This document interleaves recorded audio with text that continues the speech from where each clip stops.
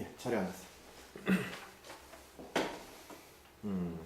정보산업생? 네, 지원 학과가 어떻게 되죠? 저 수학과에 지원했습니다. 수학과에. 네,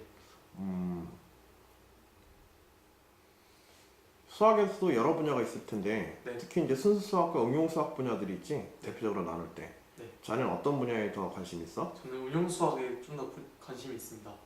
응용 수학에. 네. 응용 수학에도 여러 가지 분야들이 있을 때 또 세부적인 분야까지 자네가 무엇을 해볼까 이렇게 뭐 되지는 않더라도 될지는 안 될지는 이제 그거지만 꿈꾸고 희망하는 거는 있을 수 있잖아, 그렇지? 자네가 이제 목표로 하는 응용 수학에 특정 분야가 있다면 어떤 게 있습니까? 저는 혹시 응용 있다면? 수학 중에 금융 수학이 좀 더 관심이 있습니다. 왜냐하면은 제가 고등학교 2학년 때부터 가졌던 꿈이 경제연구원인데요. 이 경제연구원의 자질을 갖추기 위해서 경제 수학에 좀 더 많은 관심을 두고 있습니다. 경제 수학이라는 게 뭐지? 여러 경제 상황, 예를 들자면 그 주가 변동이나 여러 가지 경제적 상황을 예측할 수 있는 그런 수학을 얘기합니다. 경제 상황을 예측한다. 네. 이러한 예측적 학문에 가장 필요로 하는 요소들이 어떤 게 있다고 생각하세요? 가장 필요하기보다는 꼭 필요한 요소들이 있다면.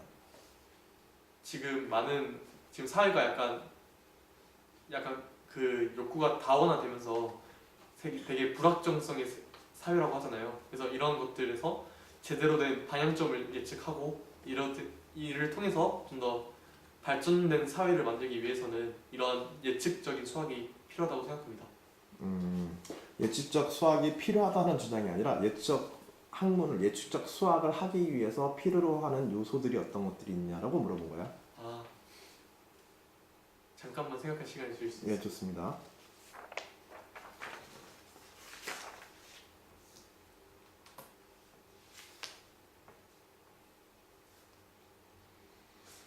예측적 학문을 하기 위해서 일단 많은 자료와 그 자료를 분석해내는 분석력이라고 생각합니다. 왜냐하면은 아무리 예측할 수 있는 기술이 풍부하다 하더라도 그 기술을 적용시킬 수 있는 그런 정보의 양이 작다면은 그 예측 수학을 사용할 수 있는 정도가 효율이 줄어들게 되고, 만약에 정보량이 많다 하더라도 정확한 분석력이 없다면은 예측 수학에 대해서 많은 효율이 떨어질 거라 생각합니다. 효율이 떨어질 거다. 예측 수학을 하는 의미가 거의 없어진다고 생각합니다. 그래요. 좋습니다. 본 문항으로 들어갑시다. 네.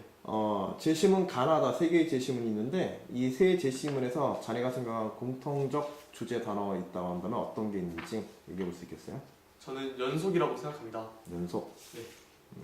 가 지문에서는 이 할머니라는 존재가 시간을 거듭해 오면서 점점 고모, 이모에서 마지막에 할머니까지 되는 그런 시간이라는 어떤 과정이 계속 연속되면서 일어날 수 있는 것이라 생각했고요. 나 지문에서는 유클리드 호재법이라는 것을 이용해서 연속적인 계산을 통해 마지막에는 최대 공약수를 구해내는 그런 것이라 생각했습니다. 다 지문에서는 어떠한 반응물이 생성물이 되고 그 생성물이 다시 반응물로 바뀌는 그런 과정을 연속적으로 진행하면서 이 식물이 살아남는 그런 과정을 통해 연속이라는 주제가 공통적으로 사용되었다고 생각합니다. 제시문 나의 과정들, 유클리드 호재법의 과정들을 자네는 연속이라는 표현과 연결시켰는데 네. 실수의 연속성과 자네가 지금 제시문 나에 사용한 연속이라고 하는 개념과의 차이가 있을까? 실수의 연속이요? 실수의 연속성이라고 하는. 실수의 연속성은 그냥 어떤 구간에서 어떤 부분에도 꽉 차 있다는 그런 연속을 의미하는데요. 제가 말하는 이 연속은 그 같은 계산 과정, 그런 과정들에 계속 반복된다는 것을 의미한 거였습니다. 그럼 연속보다는 반복이라는 의미가 더 강하지 않아?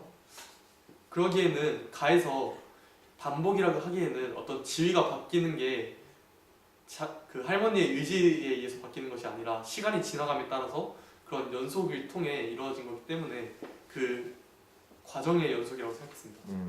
예, 좋습니다. 그래, 두 번째, 처음에 자네가 생각한 그 연속이라는 단어에 대해서 제시문에 있는 예시 외에도 수리적, 과학적 예시가 있다고 한다면 한번 설명해 보세요. 저는 수리적 예시로는 수열을 생각했는데요. 수열 또한 등차 수열, 등비 수열, 여러 조화 수열처럼 어떠한 계산식이나 어떠한 산수 과정의 반복을 통해서 그 반복과 그런 연속을 통해 그 과정의 연속을 통해 그 수열이 진행해 나가는 것에 대해서 수리적 예시를 들었고요. 과학적 예시로는 오존의 생성 반응인데요. 오존의 생성 반응 또한 제시문 다와 마찬가지로 그 산소와 산소 분자와 산소 원자가 결합해서 오존을 만들고 이 오존이 다시 산소와 산소 원자로 분리되는 과정을 반복하면서 그 과정의 연속을 이뤄낸다고 생각했습니다. 연속이 아니라 순환 아니야? 순환이지만 그런 과정이 계속 반복되면서 오존 순환 과정도 연속의 일종이다. 네. 예, 좋습니다. 혹시 이러한 수리 과학적 예시 외에 자네 주변에 이제 생활하는 경험상 생활 속에서 어떤 경험으로서의 이런 연속성에 관련되어진 어떤 경험이라든지 그런 이제 근거나 예시로 들어볼 만한 게 있으려나? 제심가의 뭐 할머니와 같은 이런 개념들처럼 잠깐만 생각할 시간을 가져도 되겠습니까? 꼭 수리 과학적 개념이 아닌 예시라도 괜찮다는 얘기야. 네.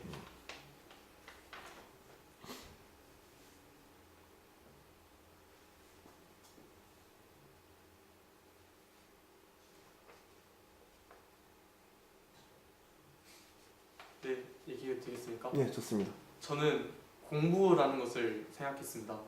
왜냐하면은 공부라는 그런 과정을 반복하면서 제가 성적을 계속 확장시켜 나가는 그런 성적을 높이거나 아니면 제가 바라보고 있는 시야를 넓히는데 그렇게 결과를 이뤘기 때문에 그런 과정의 연속을 공부라고 생각했습니다. 그래, 좋습니다. 세 번째 질문. 네. 제심은 가, 다에서 주제와 관련되어서 차이점이 어떤 게 있는지 한번 얘기해 볼 수 있겠어? 네, 저는 두 가지를 들었는데요. 일단 첫 번째로는 회귀 가능성이라는 것에 대해 생각해 봤습니다. 이 회귀 가능성이란 다시 처음으로 돌아갈 수 있냐는 얘기인데요. 가에서는 사람이 시간이 지나면서 여러 지위가 바뀔 수 있지만 다시 이 할머니가 새로 처음으로 돌아가서 아기가 될 수는 없기 때문에 가에서는 이런 회귀가 불가능하다고 생각했고, 다에서는 이런 아까 말했듯이 이런 과정이 순환되기 때문에 다시 이 처음에 있는 게 처음으로 돌아가는 그런 회귀형이라고 생각했습니다. 두 번째로는 점칭인데요. 가에서는 의미가 의모에서 고모, 고모에서 할머니 같이 그냥 단순히 단어가 바뀌는 것이 아닌 할머니임에 동시에 이모이면서 고모임 그런 의미를 동시에 지니고 있기 때문에 가는 약간 점층적인 의미를 가지고 있는 반면 다에서는 그냥 원래 있던 게 생성물이 되고 그 생성물이 다시 사라지면서 다시 반응물이 되기 때문에 그런 다의 과정은 점층되는 그런 부분은 없다고 생각했습니다. 야, 시적인 서술 방법론에서 네. 점층법이라는 게 있지. 네. 거기 시어에서 점층법은 뭘 얘기하는 거지? 시어에서의 점층법은 약간 감정이나 그런 대상하는 것들이 확장되어 가는 것을 의미합니다. 그 용어하고는 조금 안 맞는 것 같은데 자네가 지금 사용하는 개념은 제심과에서는? 저는 약간 그 할머니라고 이렇게 바뀌어가는 것을 봤는데요. 근데 저희가 보통 할머니라고는 얘기는 하지만 그 앞에 이모 할머니나 고모 할머니처럼 붙이면서 사실 그 할머니 안에는 그 원래 가지고 있던 그런 지위들, 그런 촌수 간의 지위들도 다 가지고 있다고 생각합니다. 그래서 이런 것들에 의해서 그 표현론법 방법에서 점층법은 이루어지지 않다 하더라도 이 할머니라는 의미 안에 이미 이 앞에서 얘기했던 모든 지위들이 다 가지고 있다고 생각했습니다. 예, 좋습니다. 여기까지 보겠습니다. 네.